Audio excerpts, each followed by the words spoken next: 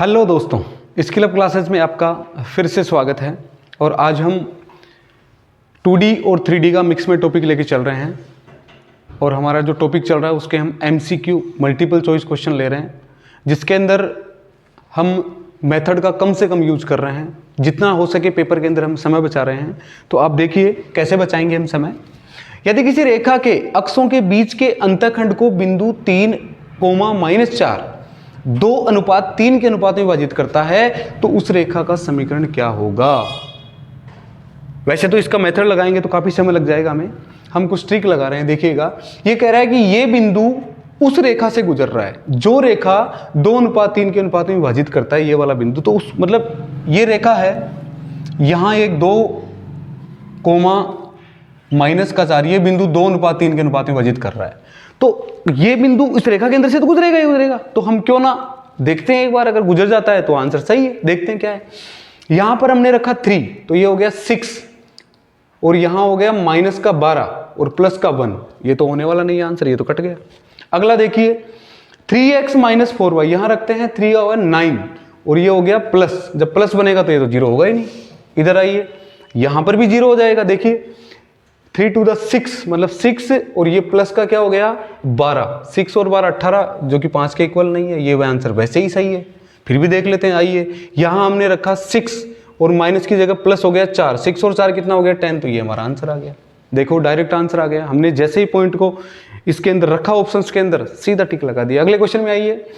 यदि एक रेखा x अक्ष से 45 डिग्री का कोण बनाती है, आपको पता होगा प्रवणता ढाल जो क्या होती है m = tan थीटा, यही होती है, जो कि x अक्ष के साथ बनाया गया कोण होता है। तो आइए, ये क्या कह रहा है, x अक्ष से कितने डिग्री का कोण बना रहा है 45 डिग्री का। तो tan 45 कितना हो गया 1, मतलब m बराबर क्या हो गया 1। अब आइए क्वेश्चन क्या है।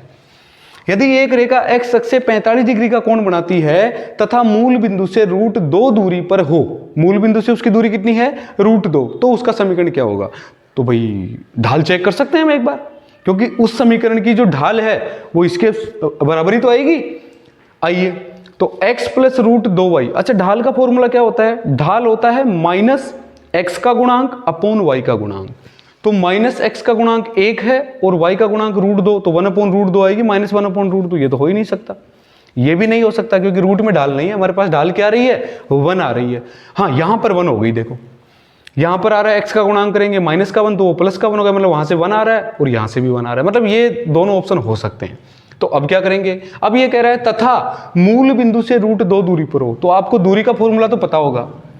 जब किसी बिंदु की किसी रेखा से दूरी निकालते हैं तो कुछ ये होता है हमारे पास, ax1 + by1 + c/√a² + b², कुछ ऐसा ही होता है। यही होती है दूरी का फॉर्मूला। तो देखिए √2 दूरी पर, तो इसकी क्या ना मूल बिंदु से दूरी निकालते हैं। तो ये हो गया 0 0 रखेंगे तो ऊपर आ गया 2, और जब नीचे करेंगे तो √2, तो ये आ गया √2। यही बन रहा है, यही ऑप्शन बन रहा है। ये भी चेक कर लेते हैं एक बार। यहाँ नहीं बनेगा, क्योंकि यहाँ ऊपर क्या आएगा √2 और नीचे √2, तो इसका आंसर तो 1 आएगा। तो ये नहीं हो सकता। हमारे पास क्या आंसर हो सकता है, ये समय क्यों लगा हमें, क्योंकि हमने यहाँ पर फॉर्मूला लगा के आपको बताया है। एक तरीके से आपका फॉर्मूले का रिवीजन भी हो गया, क्योंकि दूरी वाले फॉर्मूले में कोई ट्रिक नहीं लगती है।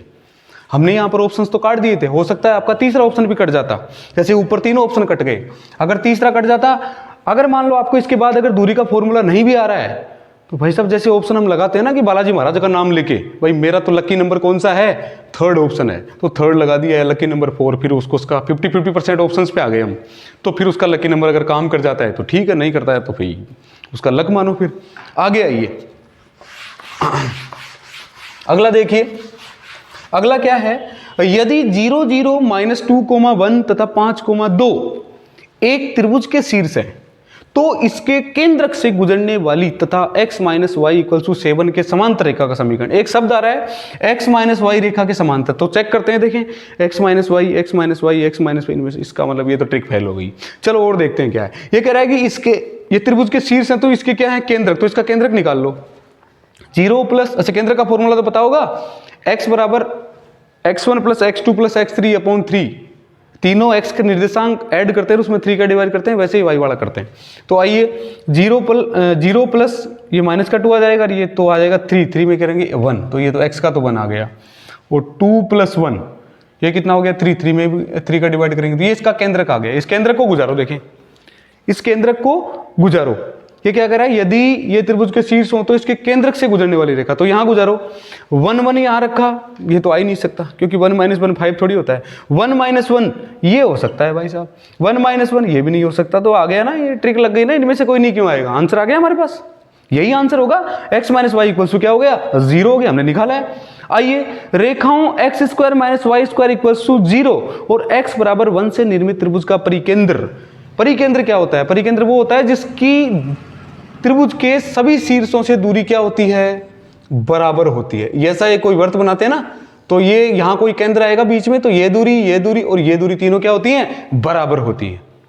आइए, कुछ कह रहा है ये क्वेश्चन, क्या कह रहा है देखिए, ये रेखाओं मतलब ये इसके अंदर दो रेखाएं हैं, x² - y² इक्वल 0। तो यहां पर एक रेखाएं बन रही है ये और एक रेखा बन रही है ये।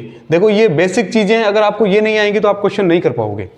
अगर आप यहां निकालने बैठ जाओगे, ये सब चीजें डायरेक्ट लगाओ आप। अगर आप इनको निकालने बैठ जाओगे, ये देखो मैंने रेखा डायरेक्ट बना दी, ये मैंने डायरेक्ट बना दी। अगर आप इनको निकालने बैठ जाओगे, पता लगा यहाँ पे a² - b² का फॉर्मूला लगाया, फिर a + b = 0, a - b = 0, तब तो आपका काफी समय खराब हो जाएगा। तो आइए, हमने लगा दिया, ये एक रेखा बना दी, ये दूसरी रेखा बना दी। तीसरी रेखा कौन सी है, x बराबर 1 से निर्मित, तो x बराबर 1 तो इधर ही आएगा, ये हमने x बराबर 1 कर दिया। कुछ यहाँ पर देखो, ये तो है 0,0 बिंदु, ये आ गया 1,1 और ये आ गया 1,-1, ये बिंदु आ रहे हैं। अब आइए देखो ये क्या कह रहा है, ये कह रहा है कि इसका परिकेंद्र है। क्या इसका परिकेंद्र ये हो सकता है, अरे भाई सर्कल ही यही आएगा, सर्कल ही ऐसा आएगा, तो ये 0 0 तो हो ही नहीं सकता, ये तो पहले ही कट गया, ये तो पहले ही कट गया। आइए पहला ऑप्शन, आइए 0,1/3, 1/3 तो भाई इधर चला गया, क्या यहां हो सकता है, क्या हो ही नहीं सकता, पिक्चर से ही दिख रहा है, ये तो पिक्चर से ही दिख रहा है आपको। अब इसका मतलब इन दोनों में से कुछ हो सकता है।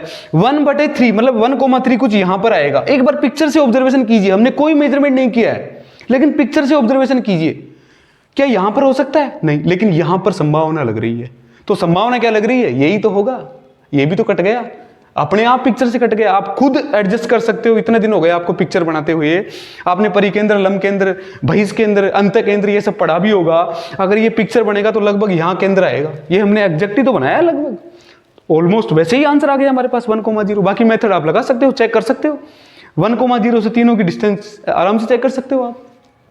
अगला क्वेश्चन देखिए, ये एक क्वेश्चन करने का तरीका होता है। अगर आप इसके अंदर मतलब ये चीजें आपको पता नहीं होंगी, लाइन क्या होता है, कैसे क्या करते हैं, तब तो आप नहीं कर पाओगे।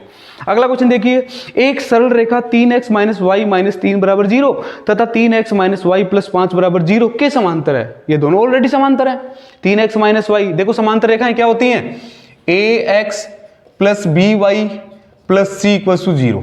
फिर दूसरी क्या होती है, ax + by + d = 0। इसके साथ में ax + by + e = 0। ये सारी समांतर रेखाएं ही तो हैं, समांतर ही है ना। तो आइए, यहां पर भी कुछ ऐसा ही दिया हुआ है, एक सरल रेखा 3x - y - 3 = 0 तथा 3x - y + 5 = 0 के समांतर, मतलब इन दोनों ये दोनों रेखा तो समांतर है ही है, एक और रेखा है जो इनके भी समांतर है तथा इनके मध्य स्थित है और इनके मध्य भी स्थित है। तो हमने रेखा बना दी, एक तो ये बना दी, कौन सी, 3x - y - 3 = 0, और एक इधर बना दी हमने 3x - y + 5 = 0। आइए, मध्य स्थित है यदि इसकी इन दोनों रेखाओं से दूरियों का अनुपात 3:5 है।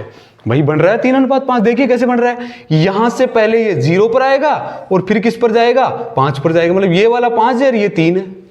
तो अगर आपसे कहा जाए कि वो बीच की तब रेखा का समीकरण क्या होगा, अरे भाई वो बीच वाली तो होगी, मतलब कुछ ऐसी ही होगी, 3x - y + 0 = 0, यही तो रेखा होगी बीच वाली, तभी तो 3:5 आएगा।